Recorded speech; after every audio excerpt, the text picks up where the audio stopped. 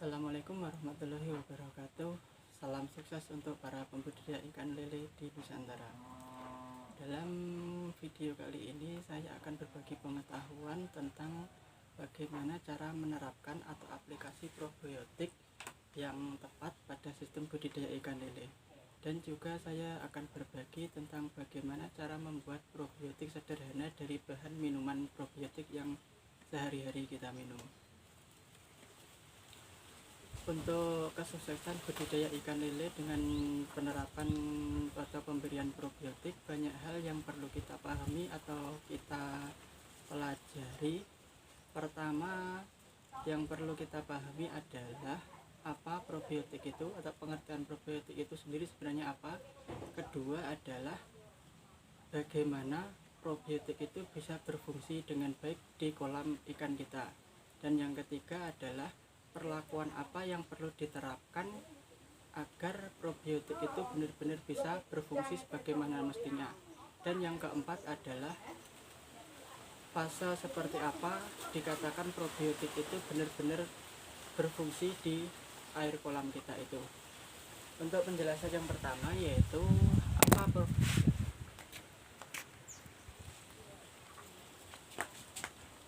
Untuk penjelasan pertama yaitu apakah probiotik itu? Probiotik adalah kumpulan dari berbagai macam bakteri pengurai yang sifatnya atau peruntukannya memang difungsikan untuk mengurai kotoran ikan yang ada di dalam kolam kita, sehingga kolam kita nantinya akan bebas amonia, kolam tidak berbau, dan ikan jadi sehat. Dan hasil akhirnya tentunya supaya ikan kita hasil panennya bisa meningkat. Namun untuk penerapan yang maksimal ada beberapa tahap yang perlu dimengerti dan ada beberapa hal yang perlu dicapai. Setelah kita mengerti apa probiotik itu, selanjutnya adalah di manakah bakteri pengurai itu hidup di dalam kolam. Disinilah yang perlu dipahami teman-teman dan jarang yang memahami ini, yaitu di manakah sebenarnya bakteri pengurai itu hidup di dalam kolam. Bakteri pengurai itu sebenarnya bisa tumbuh alami atau bisa kita tumbuhkan dengan menambahkan probiotik, dan bakteri pengurai itu akan hidup di dasar kolam. Jadi sebenarnya bakteri pengurai itu bisa tumbuh alami atau bisa kita tumbuhkan, dan dia akan hidup di dasar kolam, hidup bersama dengan kotoran ikan itu sendiri. Istilahnya kalau bakteri yang aktif atau bakteri nanti bisa berkembang di dasar kolam, bakteri inilah nanti yang mampu mengurai semua kotoran ikan yang ada di kolam itu. Namun bagaimana bakteri ini benar-benar bisa berkembang dan bisa berada di kolam ikan kita? Tentunya adalah dengan perlakuan yang perlu diterapkan. Perlakuan yang perlu diterapkan yaitu ketika kita sudah paham bahwa bakteri itu hidup di dasar kolam atau hidup bersama dengan kotoran ikan itu sendiri. Jadi hal pertama yang perlu dilakukan dalam sistem pemberian probiotik yang benar adalah pemberian probiotik ini perlu dilakukan sejak awal budidaya ikan. Atau mungkin kalau kita tebar ukur 4 atau ukur 3, mulai budidaya itu pun kita sudah memberikan probiotik secara rutin dengan intensitas mungkin kalau lele ukur 3 sampai ukur 6 mungkin bisa sekitar 4 hari sekali atau 5 hari sekali kita berikan probiotik. Namun ketika ikan lele sudah ukur 10 ke atas, kita mungkin bisa 2 hari sekali atau perlu setiap hari sekali kita berikan probiotik setiap pagi, dengan cara pemberian setiap pagi atau setelah kolam kita terkena sinar matahari. Mengapa perlu kita berikan secara rutin? Sebenarnya tujuan utama kalau dalam sistem budidaya yang saya terapkan adalah memberikan probiotik itu sifatnya untuk menumbuhkan bakteri pengurah itu. Jadi setelah kita paham bahwa bakteri itu bisa hidup atau bisa berkembang biak di dasar kolam, kita seharusnya memberikan bakteri itu rutin mulai dari awal budidaya dengan perlakuan tidak membuang air dasar atau tidak buang kotoran ikan di bawah. Karena kalau kita buang kotoran ikan di bawah, hal ini juga sama saja kita tidak akan bisa menumbuhkan bakteri itu. Artinya probiotik yang kita tanamkan atau kita berikan setiap hari itu juga akan hilang karena bakteri itu sifatnya atau tempat hidupnya di dasar kolam. Jadi dengan perlakuan tidak buang air dasar atau tidak buang kotoran ikan. Namun bagaimana kalau dengan perlakuan tersebut ternyata ikan di tengah perjalanan ikan kita menggantung atau ikan kita stres? Nah, di sini sebenarnya berlaku hukum alam ya, dimana makhluk hidup itu sebenarnya bisa berkembang dengan cepat atau bisa berkembang hidup di dalam kolam itu tergantung dengan lingkungannya sendiri atau sumber airnya. Kadang memang ada kolam-kolam yang mudah sekali bakteri pengurah itu tumbuh secara alami, dan ada kolam-kolam dengan kondisi tertentu memang tidak bisa tumbuh sama sekali atau memang sulit untuk bakteri pengurah itu tumbuh. Nah, kalau lingkungan kita sulit untuk bakteri itu tumbuh, dengan kita sudah memberikan bakteri atau memberikan probiotik mulai awal secara rutin, langkah selanjutnya yang perlu diterapkan adalah kita berlakukan kocor air atas. Kocor air atas ini sebaiknya kalau kolamnya persegi panjang, istilahnya dari utara ke selatan, kita buat sistem kocor air atas, yaitu dari utara nanti keluarnya air dari selatan. Mengapa perlu diberlakukan seperti ini? Proses kocor air atas itu sebenarnya adalah fungsinya untuk mempercepat penguapan gas amonia yang ada di dalam kolam ikan kita. Karena amonia sendiri itu sifatnya merupakan, sebenarnya amonia itu bahan kimia yang kategori bahan kimia yang mudah menguap. Jadi dengan diberlakukan kocor air atas atau kita kocor air atas dari ujung utara, kita keluarkan dari ujung selatan, pergerakan air secara kontinu dari utara ke selatan inilah yang akan mempercepat amonia itu menguap. Sehingga ketika kita sudah menerapkan buang air atas atau kocor air atas, yang diharapkan adalah kita ada kerja double dari sistem yang kita terapkan, yaitu ketika bakteri pengurah sudah mulai aktif di dasar kolam, sudah mengurai kotoran ikan itu, sudah aktif menguraikan kotoran ikan di dasar kolam, dan amonia itu akan menguap ke atas. Proses pengkocoran inilah yang diharapkan akan mempercepat penguapan gas amonia yang ada di dasar kolam ikan kita. Dengan demikian kalau sistem kita tercapai, bakteri akan juga tumbuh tanpa harus kita buang kotoran di dasar, dengan ditambahkan sistem kocor air atas. Bukan berarti sampai panen kita nggak buang air ya. Kemungkinan ada hal-hal tertentu ketika nafsu makan ikan itu juga sudah tidak baik, pembuangan air bawah itu juga diperlukan. Namun tidak semua air di bawah itu harus dibuang total. Mungkin cuma sekitar 10% atau 5% dari kotoran di bawah. Itu sifatnya karena kita juga membuang, mungkin di dasar itu sudah ada bakteri-bakteri yang juga mati dan sudah tidak aktif mengurai kotoran ikan yang ada. Dengan mengerti alur atau perlakuan yang kita terapkan, yaitu tidak buang air, dan yang perlu ditambahkan adalah kocor air atas. Selanjutnya, apabila bakteri pengurah ini benar-benar bisa aktif, atau fase seperti apa bakteri pengurah ini benar-benar bisa aktif di dasar kolam. Fase yang perlu diketahui kalau bakteri ini benar-benar aktif di dasar kolam kita atau bisa mengurai semua kotoran ikan yang ada di kolam, yaitu ketika air kolam itu mulai keruh namun ikan kita tetap nyaman berada di dasar. Mengapa demikian? Karena sebenarnya ikan lele itu adalah ikan yang mampu bertahan hidup di air keruh.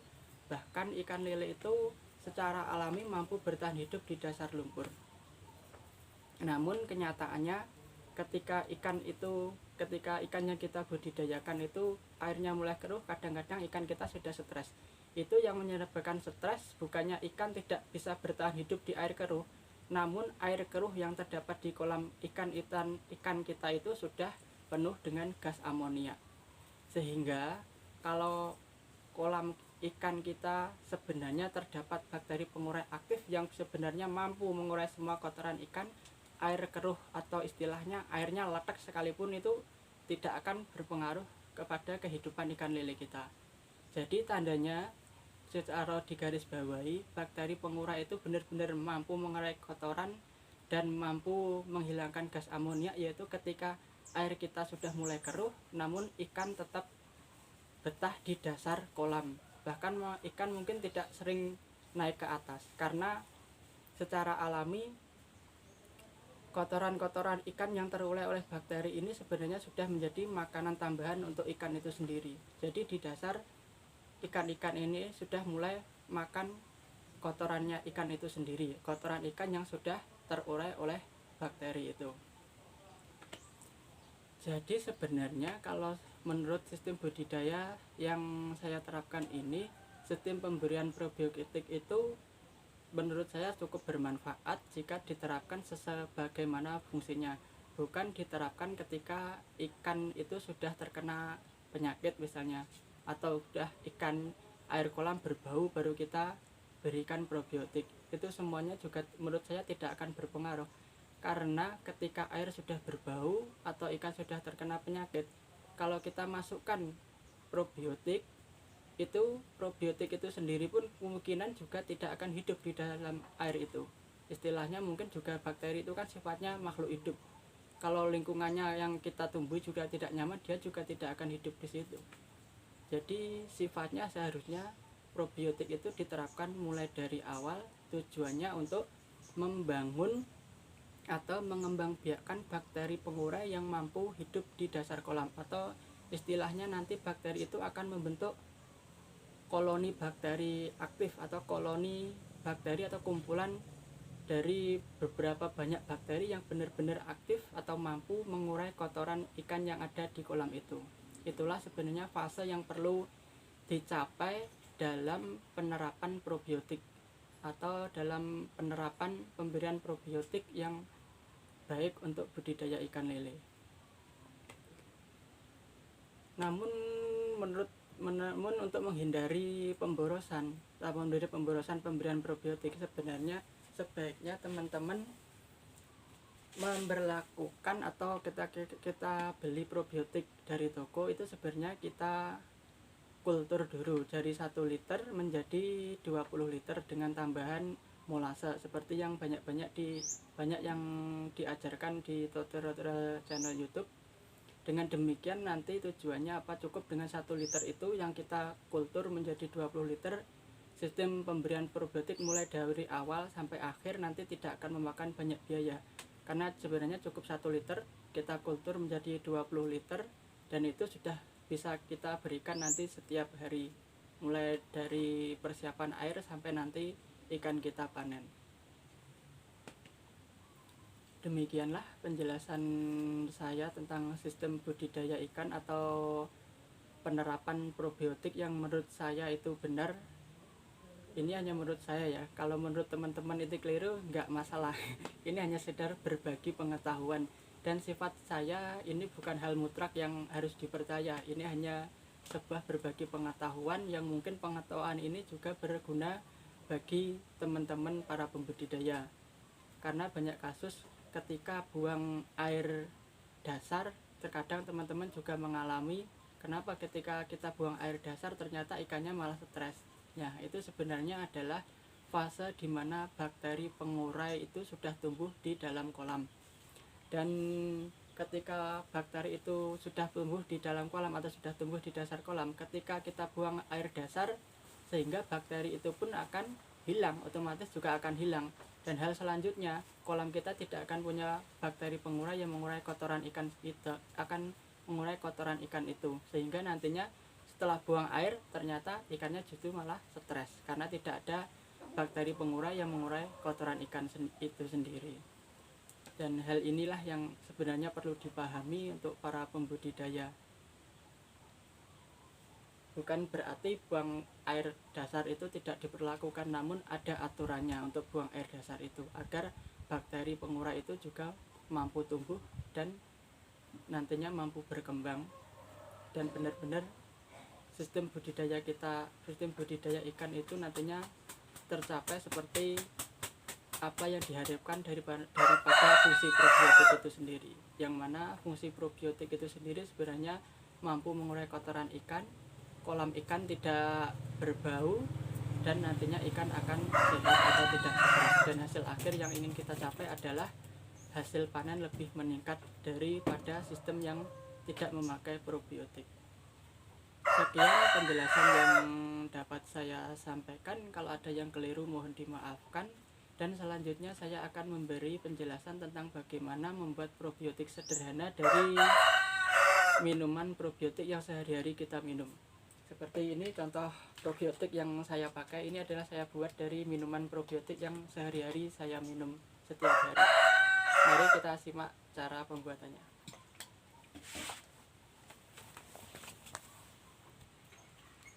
Saya akan menjelaskan bahan-bahan yang dibutuhkan untuk membuat probiotik sederhana dari bahan Yakult. Yang sifatnya probiotik ini nantinya bisa kita manfaatkan sepenuhnya untuk proses budidaya ikan lele maupun bisa kita terapkan untuk lahan pertanian. Kalau untuk kita terapkan lahan pertanian itu sifatnya akan menyuburkan tanah. Namun juga ada perlakuan khusus yang perlu diterapkan kalau kita mau aplikasi ini ke lahan pertanian. Berikut bahan-bahan yang dibutuhkan yaitu 5 botol Yakult. Terus ini adalah dedak atau bisa pakai polar kalau nggak punya dedak. Dan berikutnya adalah tetes tebu atau tetes gula. Dan selangkah selanjutnya adalah proses sterilisasi. Proses sterilisasi ini sifatnya untuk mensterilkan bakteri-bakteri kemungkinan yang ada di katul atau dia yang ada di polar tersebut. Bagaimanakah cara proses sterilisasinya? Proses sterilisasi ini cukup dengan kita memasak air sampai mendidih.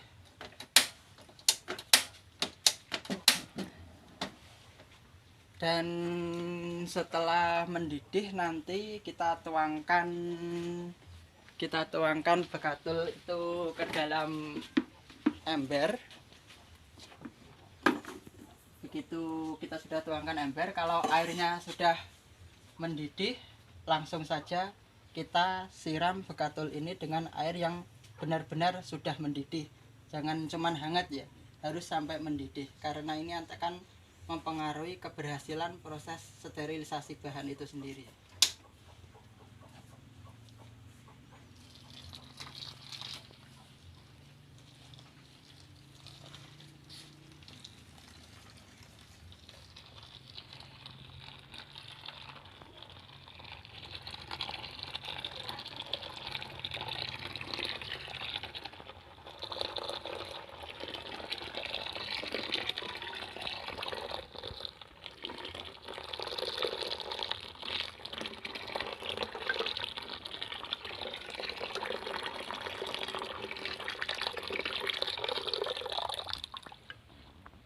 Berikutnya kita tambahkan tetes 1 gelas. Setelah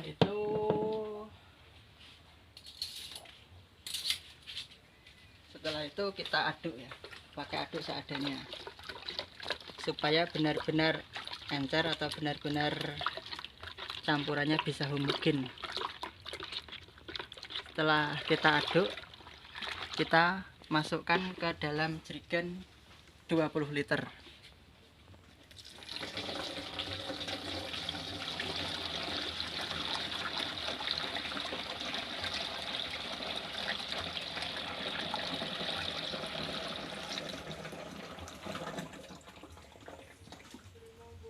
Setelah ini kita tambahkan air sampai volume sekitar 18 liter. Jadi ketika kita pakai jerigen 20 liter, itu kita isi air cuman sekitar 17 atau 18 liter.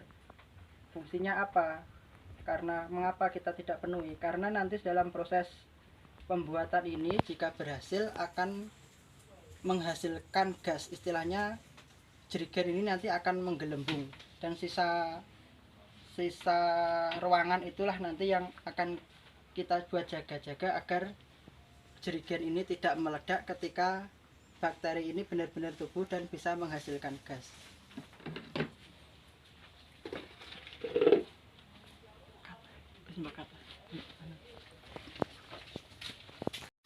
Kita isi air sekitar 17 liter ya.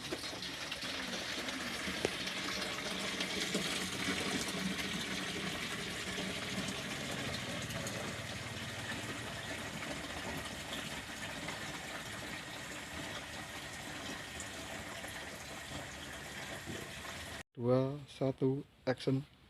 Setelah jerigen terisi penuh dengan air sekitar 17 liter, tahap terakhir yaitu kita masukkan probiotik Yakult. Mengapa probiotik ini dimasukkan pada tahap akhir? Ini untuk menghindari air panas yang tadi kita masukkan. Itu kalau kita airnya masih panas terus probiotiknya kita masukkan, nanti juga probiotik itu akan mati sendiri, karena probiotik itu makhluk hidup. Namun kalau kita masukkan di akhir, ini volume air sudah dingin karena sudah kita tambahkan dengan air yang cukup banyak.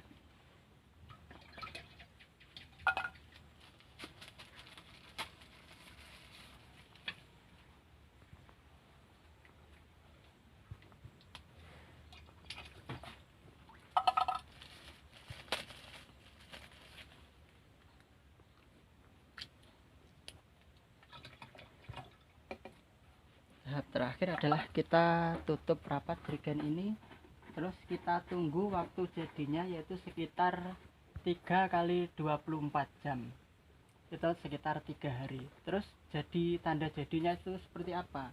Nanti dalam proses probiotik ini jadi di dalam jerigen ini akan menghasilkan gas atau jerigennya akan menggelembung.